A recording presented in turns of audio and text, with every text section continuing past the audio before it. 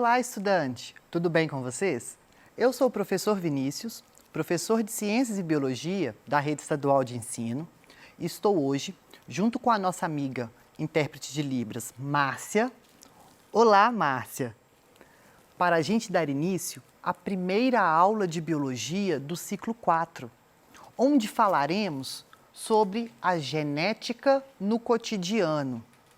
Sim, Vinícius, mais um tema de genética? Sim, mas esse tema de genética vai ser muito prático na nossa vida e nós vamos entender e vamos conhecer mais a respeito sobre essa área tão fascinante que vai ser a genética. Então, o que é que nós vamos aprender na nossa aula de hoje?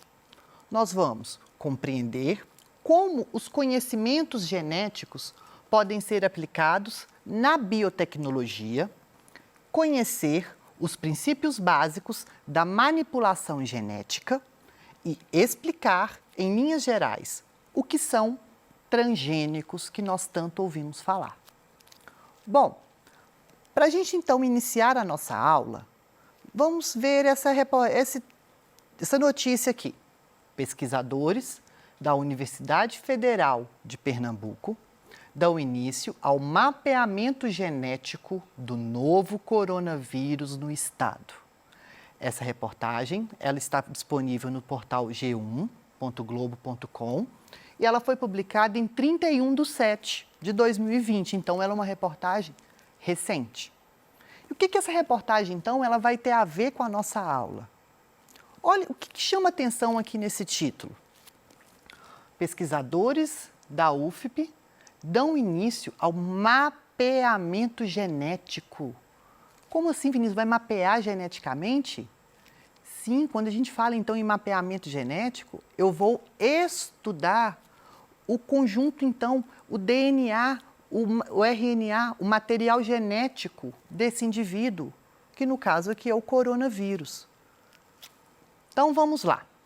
Quando nós falamos em engenharia genética, biotecnologia, nós estamos falando, então, de uma manipulação do DNA, desse material genético.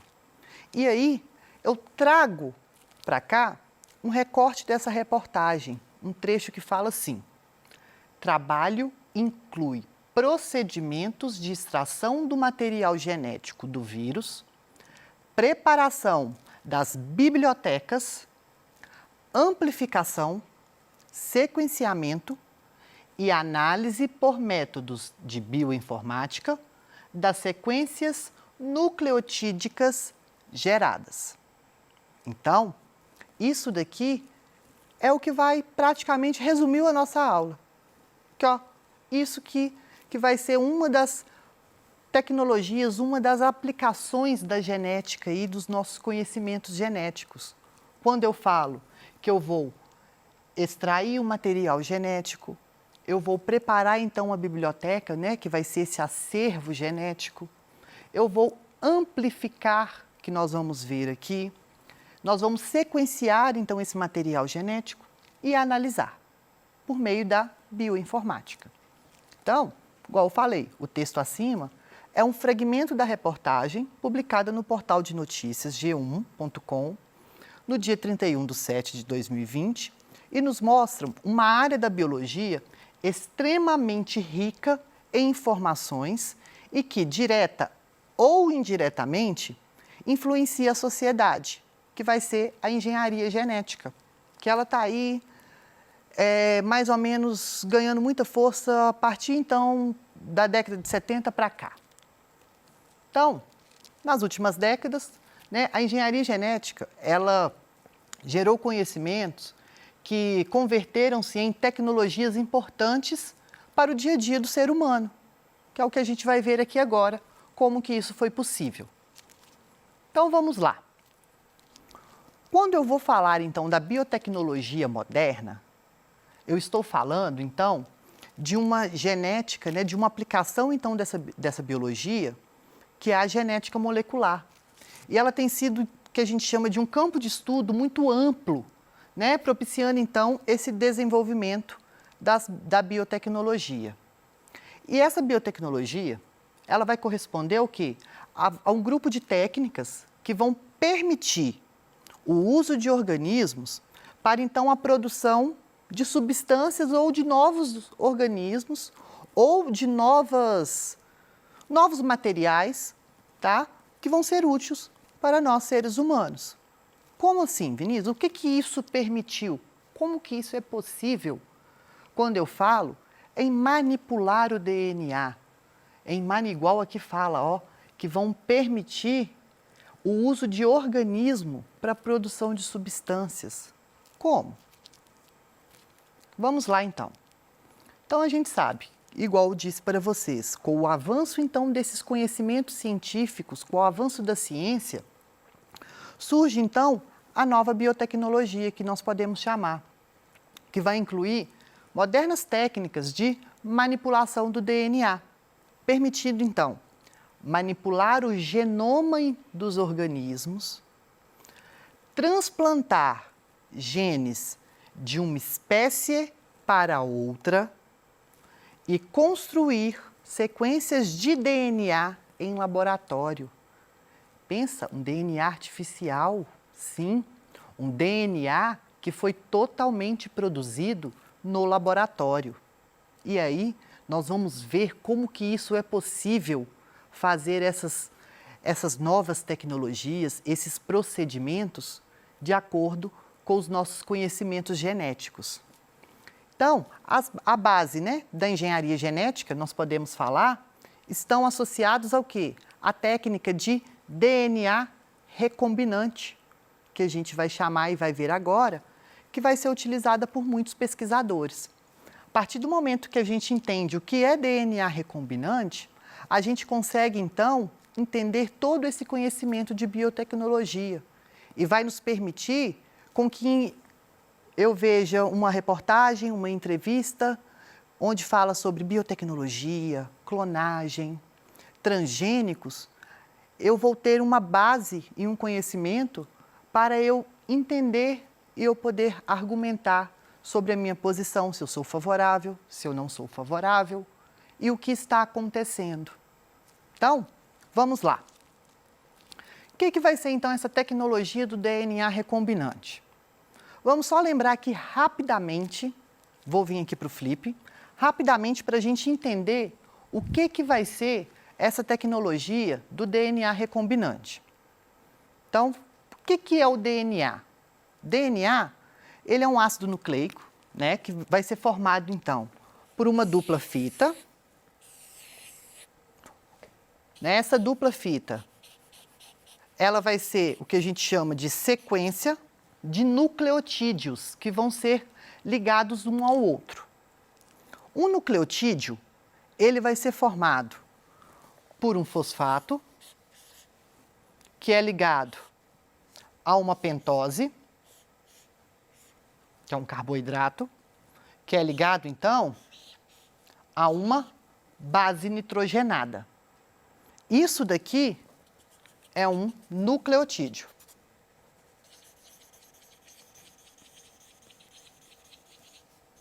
Isso tudo aqui, tanto vai ter em DNA quanto em RNA.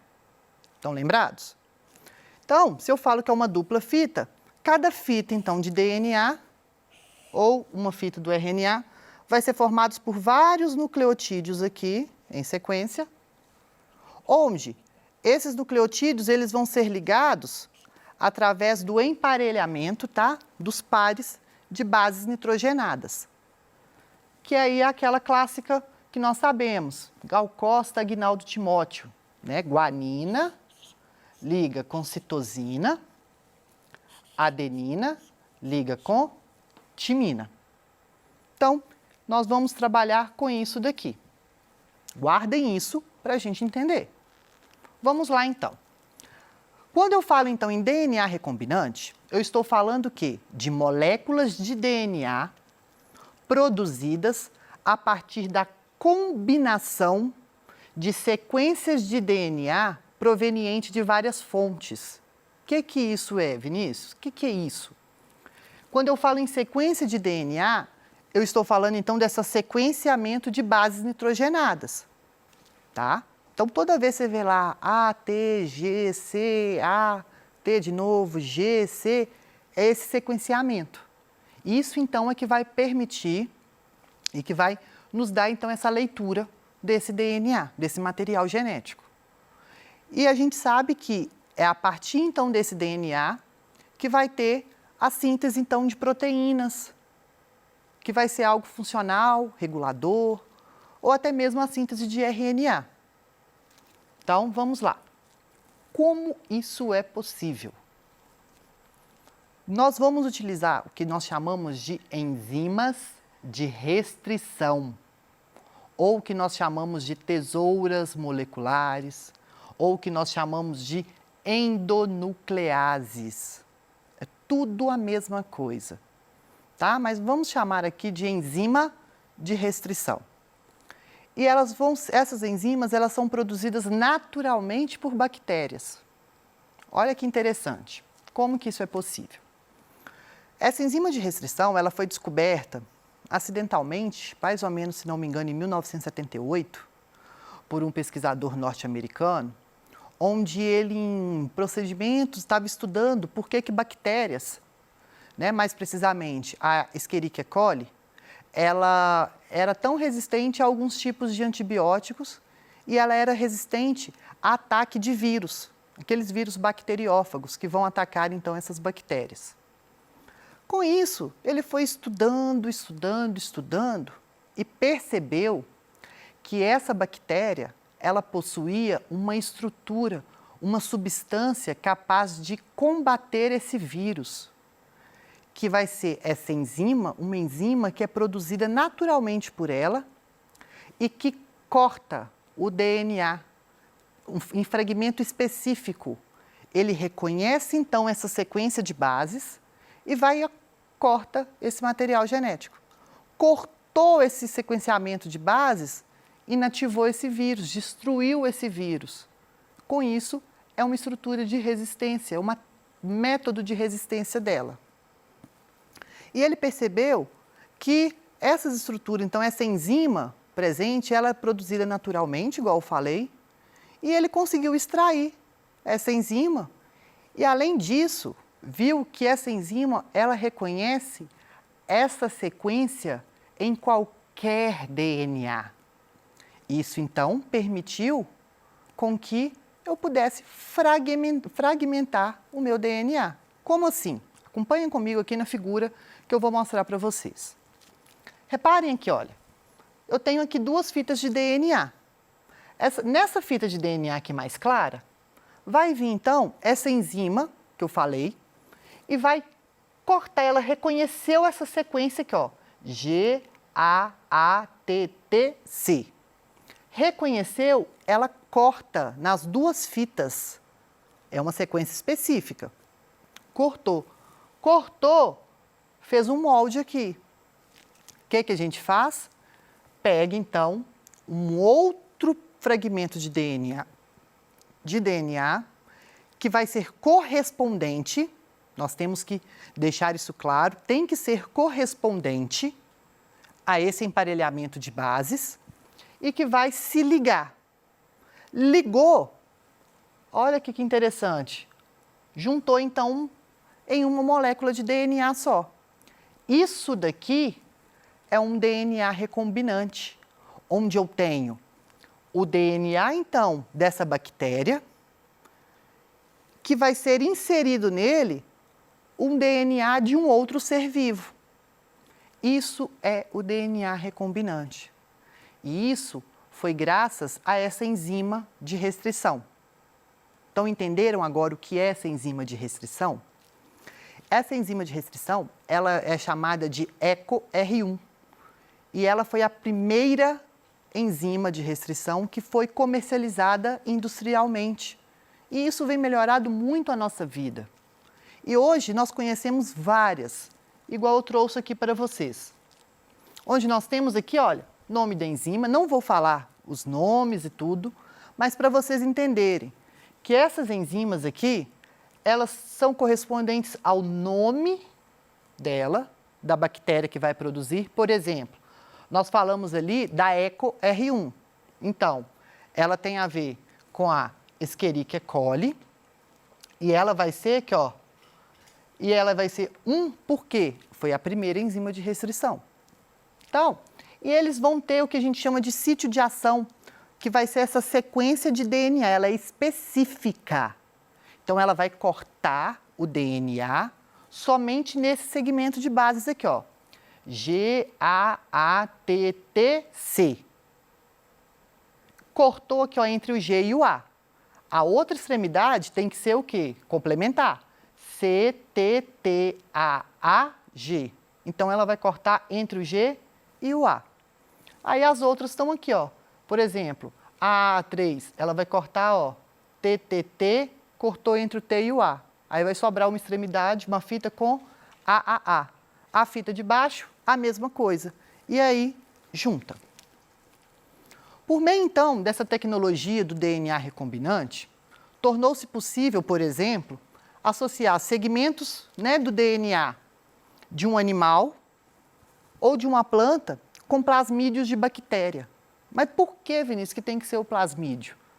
Lembram que o plasmídio é aquele cromossomo circular que a bactéria vai ter? Igual eu disse nas outras aulas e falei com vocês agora, que ele está associado à resistência? Pelo fato, então, de bactérias ser de fácil cultivo e eu conseguir controlar, reprodução assexuada que elas resultam, então vão ser cópias exatas. Se eu tiver só um fragmento, depois de um tempo, eu vou ter vários fragmentos, porque elas vão se reproduzir de forma exponencial. E esse plasmídio, ele vai ter, então, essa função de se duplicar também, independente do núcleo. Então, esse material genético que eu fui lá incorporado, não vai misturar ao material genético do núcleo dessa bactéria. Então, eu consigo retirá-lo facilmente, tá? E aí, através dessa técnica, nós temos o que nós chamamos de transgênicos. Foi, então, a transgenia, organismos geneticamente modificados, que eu pude fazer, né, que a ciência pôde fazer, quando se fala em tecnologia do DNA recombinante. O que vai ser os transgênicos? Vão ser qualquer indivíduo, então, que vão receber gene, que são sequência. Vamos falar agora que gene, vamos entender que agora nós estamos precisando de saber que gene vai ser a sequência do DNA. Então, vai receber esse gene de uma outra espécie. E isso, gente, é assunto de grande polêmica. Pensa, eu tenho aí, ó, transgênicos. Pego lá um pedaço do meu DNA, por exemplo, com uma característica específica minha, e vou associar isso a um outro ser vivo de outra espécie. Tá? Por exemplo, coloca isso em uma planta. Essa planta, ela é transgênica. Tá? E ela é muito utilizada, a transgenia, para fins econômicos, igual a gente tem aí espécies de milhos mais resistentes à praga, soja, tomates, né, que vão ser maiores e vão ser também mais resistentes a pragas. Essa bactéria aí que eu falei com vocês, a partir do momento que a gente, né, coloca o DNA de uma outra espécie nessa bactéria, eu posso falar que essa bactéria é transgênica. Então, todo aquele animal que vai possuir o DNA, um fragmento, então, do DNA, um gene de outro indivíduo, de outra espécie, a gente tem que deixar isso bem claro, de outra espécie, eu estou falando que é um transgênico. E aqui a gente tem, aqui, olha, os animais transgênicos.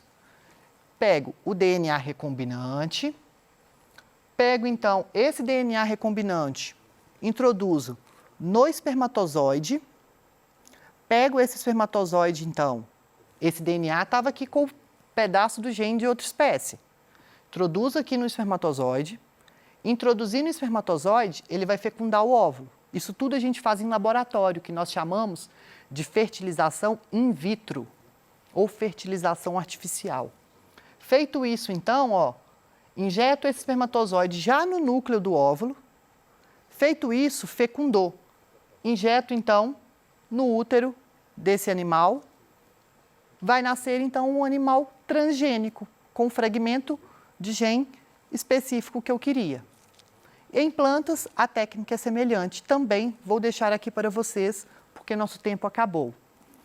Deixo também uma questão do Enem para vocês fazerem. E vejo vocês na nossa próxima aula, onde vamos falar mais a respeito sobre essa tecnologia do DNA recombinante. Até mais!